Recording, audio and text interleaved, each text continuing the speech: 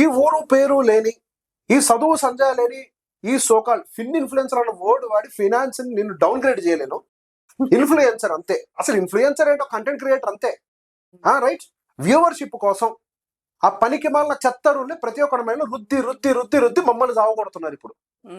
Right, ఇప్పుడు నేను చెప్తా వినండి. ఇప్పుడు మార్కెట్లో 1200కు పైన ఈక్విటీ ఫండ్స్ ఉన్నాయి.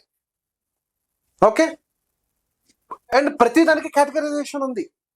ఒక లార్జ్ క్యాప్ ఫండ్ అంటే ఒక ఏమ్స్ రిలీజ్ చేశాక ఇంకో లార్జ్ క్యాప్ రిలీజ్ చేయడానికి లేదు.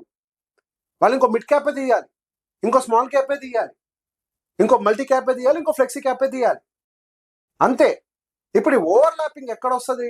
నువ్వు ఒకటే ఏఎంసీలో మిడ్ స్మాల్ తీసుకొని లార్జ్ తీసుకొని మళ్ళీ అందులోనే ఫ్లెక్సీ తీసుకుంటే ఓవర్ ల్యాపింగ్ వస్తుంది, మళ్ళీ అందులోనే మల్టీ తీసుకుంటే ఓవర్ ల్యాపింగ్ వస్తుంది. ఓకే, అట్లా కాకుండా నువ్వు ఒక ఏఎంసీ నుంచి ఒక మిడ్, ఒక ఏఎంసీ నుంచి ఒక స్మాల్, ఒక ఏఎంసీ నుంచి ఒక లార్జ్, ఒక ఏఎంసీ నుంచి ఫ్లెక్సీ, ఇంకో ఏఎంసీ నుంచి మల్టీ తీసుకుంటే ఓవర్ ల్యాపింగ్ ఎందుకు వస్తుంది?